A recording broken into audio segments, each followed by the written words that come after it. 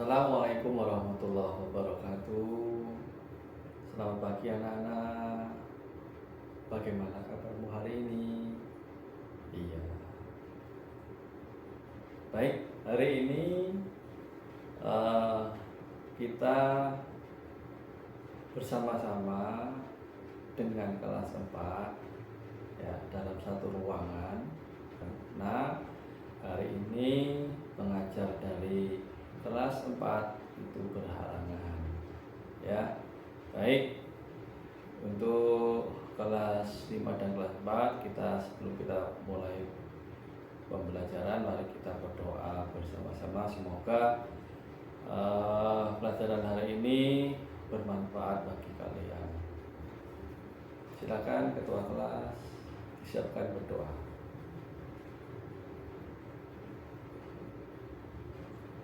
Ya, hari ini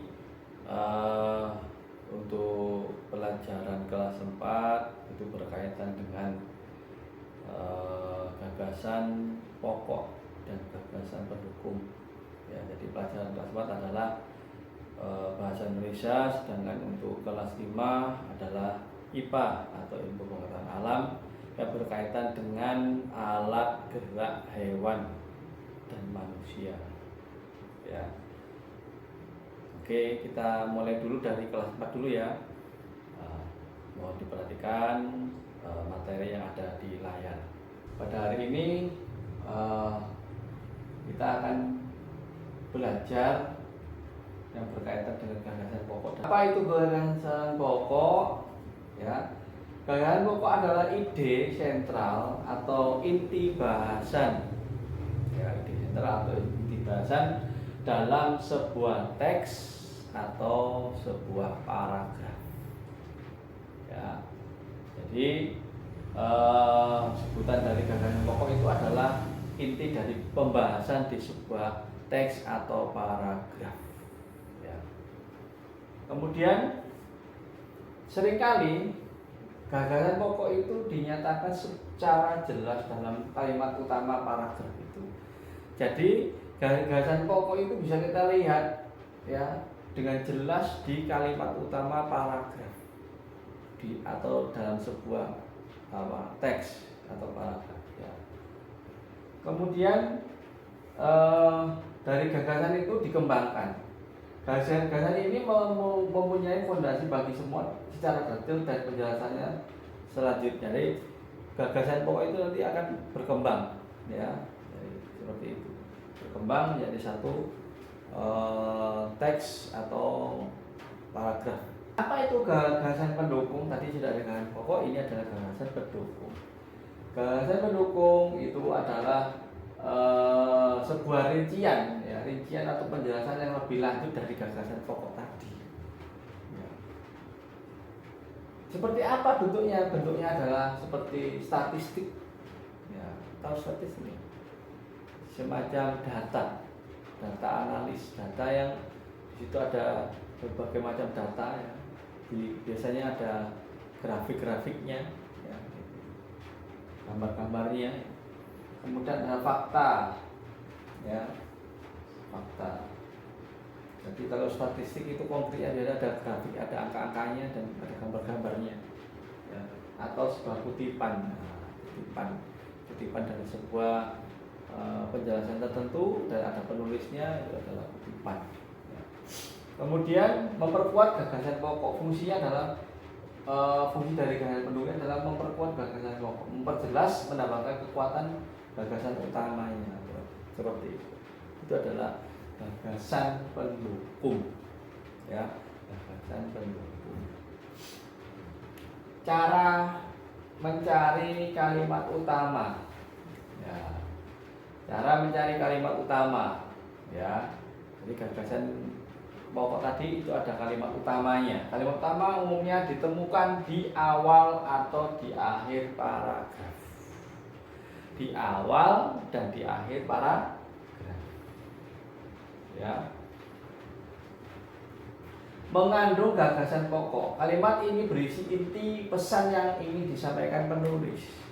Jadi dalam kalimat utama itu berisi pesan yang disampaikan oleh penulis. Identifikasi kata kunci, kata yang sering muncul, ya, kata yang sering muncul, kalimat utama biasanya atau inti biasanya kata kunci adalah istilah yang berulang-ulang dalam teks, ya.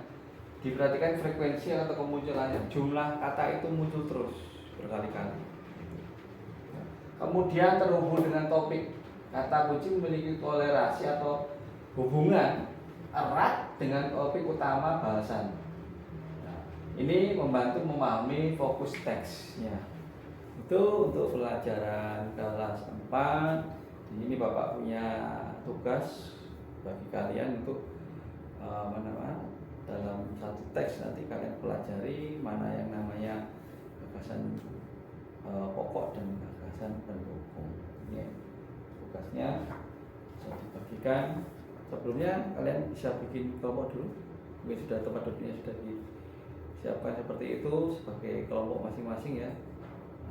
Nah, kalian nanti diskusi dengan kelompoknya, ya, tentang soal-soal yang Bapak berikan. Ya. Untuk kelas 5 kita akan mempelajari alat gerak, ya, dan fungsinya alat gerak hewan dan manusia. Ya, oke.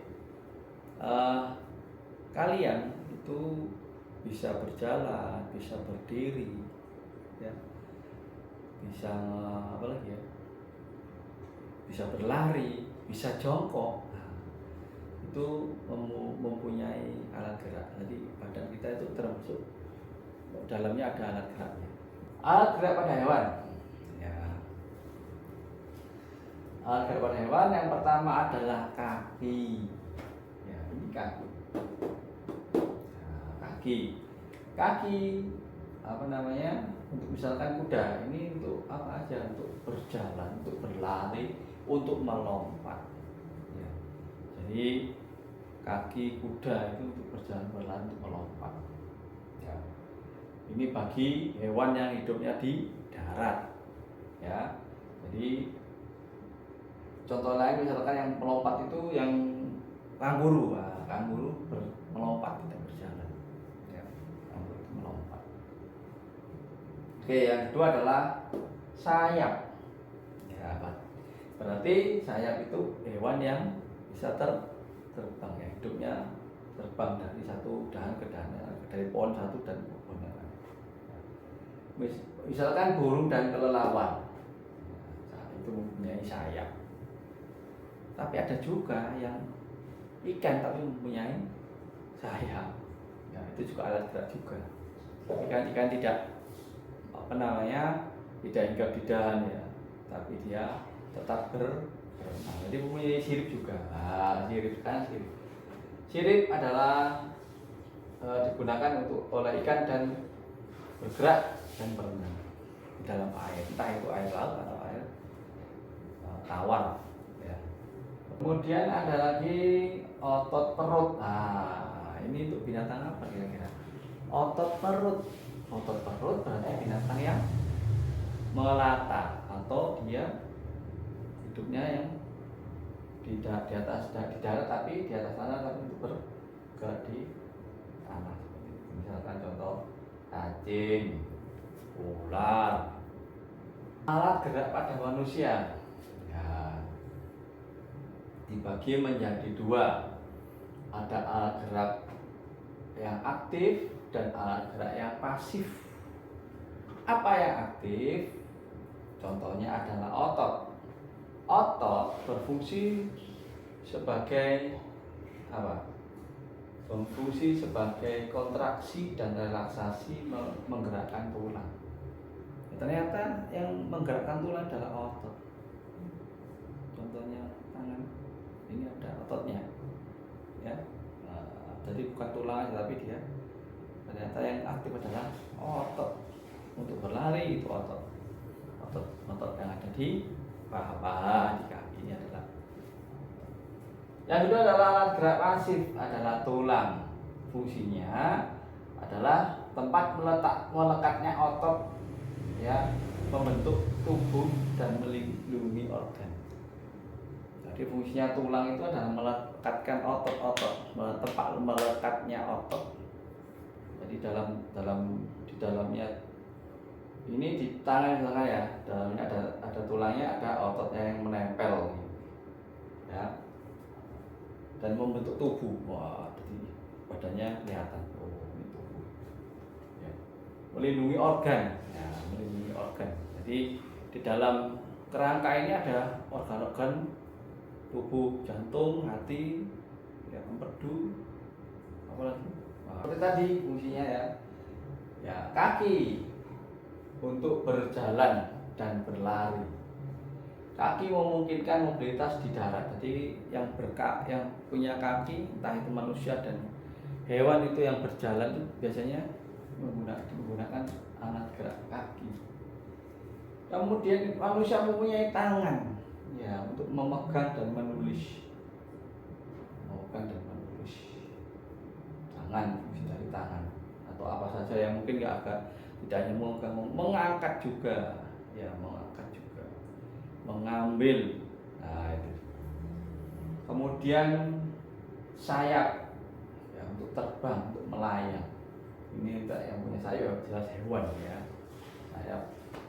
Tapi juga ada mungkin kayak ayam, ya, ayam itu dikepakkan atau dia tidak terbang, dia berjalan karena kakinya lebih kuat daripada sayapnya, ya, seperti itu. Jadi kalau sayap biasanya ayam itu punya sayap tidak untuk terbang, ya. Kemudian berenang atau menyelam, ini jelas sirip, ya, sirip tadi untuk gerakan di air, mendukung gerakan di air. Ikan, manusia apakah punya sirip? Tidak punya, tapi manusia akan bisa berenang pakai kaki, pakai tangan, ya. Ini contoh yang spesifik, contohnya cheetah. Otot kaki kuat untuk lari cepat hingga 120 km/jam, cocok untuk berburu. Ikan salmon, siripnya kuat, memungkinkan dia bermigrasi jarak jauh melawan arus sungai. Jadi kalau ikan salmon itu bisa, bukannya dia menuju ke laut, tapi dia bisa mencari tempat dia dulu kelahiran dia. Jadi bukan melawan arus, dia bukan mengikuti arus, dia melawan arus. Itu ikan salmon.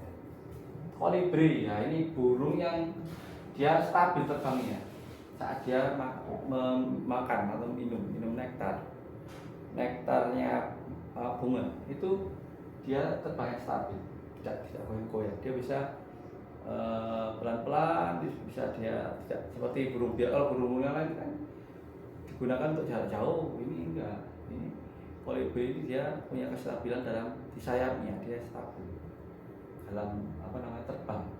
Kalau manusia punya kemampuan yang banyak, ya, membuat alat, menggunakan alat mendukung aktivitas dan lain sebagainya. Menjaga kesehatan gerak, olahraga teratur, konsumsi makanan bergizi, hindari kebiasaan buruk, dan kalau sakit periksa ke dokter. Oke, itu saja yang bisa saya sampaikan untuk kelas 5. Ada tugasnya, ya. Ada tugasnya. Kalian membentuk kelompok dulu, diskusi mengenai soal-soal yang saya berikan.